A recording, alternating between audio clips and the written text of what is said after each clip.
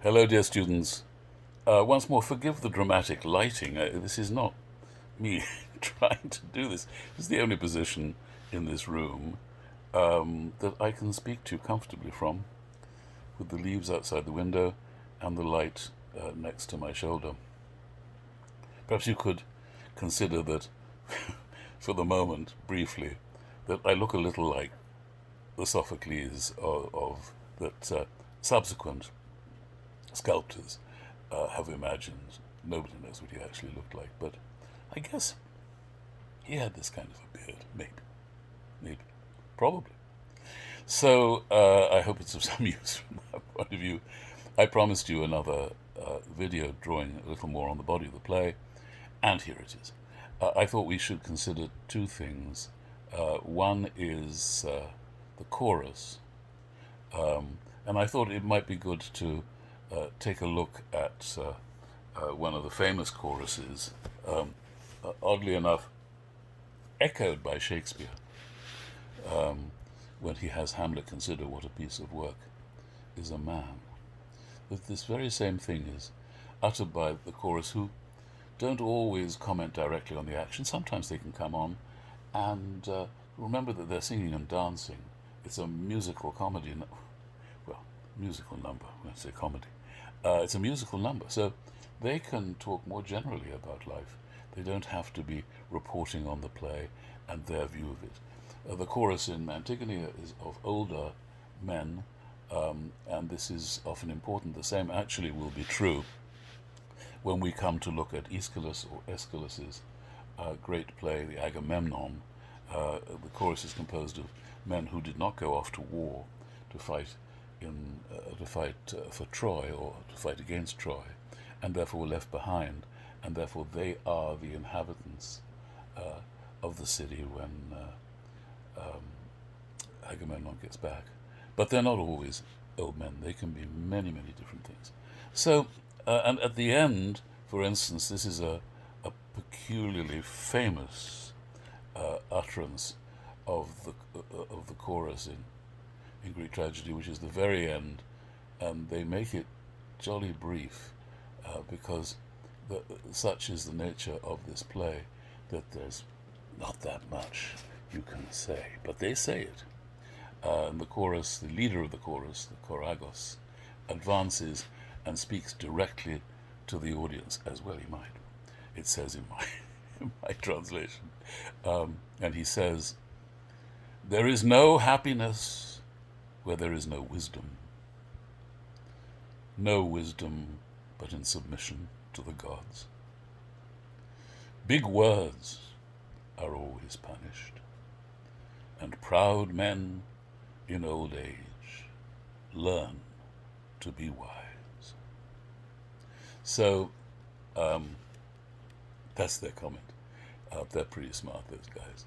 So for a moment, let's go elsewhere. I just wanted to point out to you that one of the interesting aspects of the play, which Shakespeare learnt from, we cannot know for sure what he read and what he didn't. It's we tend to trust Ben Jonson in thinking that he probably didn't do much studying of ancient Greek in his schooling, but had some Latin. Ben Jonson admits that he did. So he certainly did something that is begun by Sophocles, a little by his predecessor Aeschylus, as we'll see when we study the Agamemnon. But mostly it's Sophocles who gets a sense of humor into Greek tragedy, which is a relief. And as Shakespeare understood better than anybody, it's precisely at the moment of most agonizing tension that you should introduce a comic character. This he does most famously in his play Antony and Cleopatra, when Cleopatra decides to kill herself. And she orders up an asp. "Can I get an asp, please, with a glass of water?" An asp being a dangerous little viper that was familiar to English audiences at the time, even to some English audiences now, because it's one of the nasty little snakes, and we don't have very many in the British Isles, that can give you a nasty nip if it so chooses. And the viper is introduced to her. The viper man comes for a takeaway viper to kill yourself with. Madam, you ordered a viper? And he comes and he's a Welshman, which is unfortunate because he can't pronounce his V's, so it's a wiper. You ordered a wiper, my queen? And so at the very moment when we're thinking, oh God, no, don't kill yourself. Oh my God, if she does, we're going to have to watch her die. That very moment of maximum tension, in comes a man. He becomes a comic character, the wiper man. Something that seems a bit of a shock on the page sometimes in Shakespeare, but he magnificently understood how it heightens the dramatic tension to introduce comedy at a moment of severe stress. It's one of his most brilliant insights.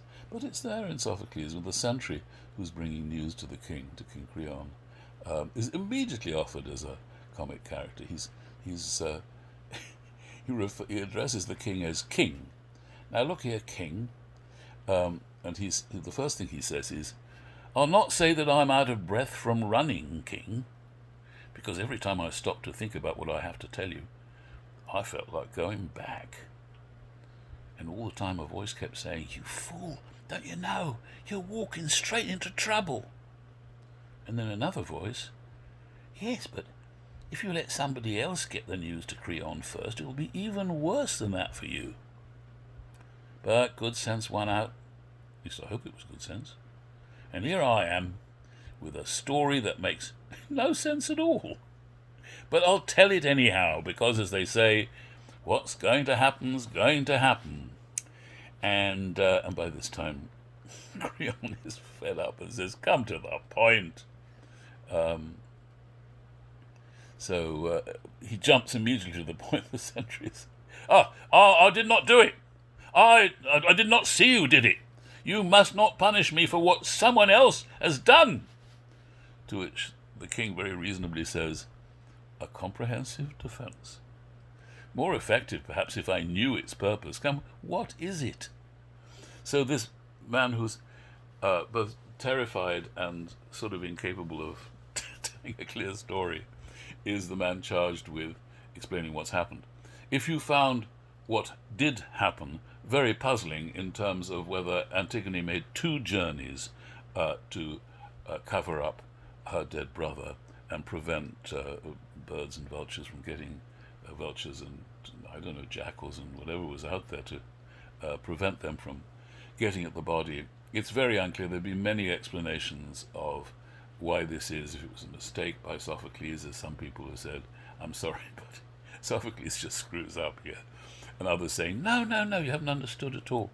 And you can go into those if you have an appetite for it, but it's not really necessary to appreciating the beauties of the play. So here is one of the beauties, which is the chorus, the first ode, the chorus's declaration, which, as I say, is later picked up by Shakespeare's Hamlet in a similar reflection, although with a more, rather more devastating analysis of his own reactions. Hamlet says, a wonderful thing a man is, when you think about his extraordinary powers. And then in the end he says, but what is he to me, this thing, this man, this, as Hamlet says, quintessence of dust. So the chorus here is not yet a character declaring there, as Hamlet does, his profound depression, which we understand in the circumstances of the death of his father and the defection of his mother to marry his uncle very quickly to make sure Hamlet, who's away at university, doesn't get back in time to be crowned king. So he has plenty to be depressed about. The chorus, on the other hand, is just the chorus with a sublime I mean, there are moments. In fact, we will come across one in the Agamemnon when the chorus is threatened by one of the characters who says, "I can do away with you." So they're not completely impervious, but by and large they are philosophical. And here they are at their most philosophical in the first ode in the Antigone. And they say, "Numberless are the world's wonders, but none more wonderful than man. The storm-grey sea yields to his prows. The huge crests bear him high. Earth, holy and inexhaustible, is graven with shining furrows where his ploughs have gone, year after year. The timeless labour of stallions, the light-boned birds and beasts that cling to cover, the little fish lighting their reaches of dim water, all are taken, tamed in the net of his mind. The lion on the hill, the wild horse windy-maned, resign to him, and his blunt yoke has broken the sultry shoulders of the mountain bull." Words also. Ant thought, rapid as air, he fashions to his good use. Statecraft is his, and his the skill that deflects the arrows of snow, the spears of winter rain. From every wind he has made himself secure from all but one. In the late wind of death he cannot stand. O clear intelligence, force beyond all measure, O fate of man, working both good and evil. When the laws are kept, how proudly his city stands. When the laws are broken, what of his city then? Never may the anarchic man find rest at my hearth. Never be it said that my thoughts are his thoughts. You could bring Donald Trump on to utter those last few lines about anarchy and how the city, the laws when the laws are broken, how his city no longer stands proud. So there's an example of the chorus for you. They should perhaps speak this all together. They should perhaps be dancing, although that in a way makes the whole speech into something slightly comical, involuntarily comical. They do better to just stand still. I haven't seen many dancing choruses in my time. But if you divide the words up among the actors in the chorus, even if you divide the actual words up so that literally a different person speaks each word, it can be a wonderful effect. If you're an imaginative director, you can do extraordinary things with a chorus. And it's a great loss to the bulk of modern drama that we have no choruses. Occasionally we have individual narrators who are not part of the action who will come on and talk, or narrators from within the action. One of the characters in the story might come forwards and speak to us. It's a very precious moment.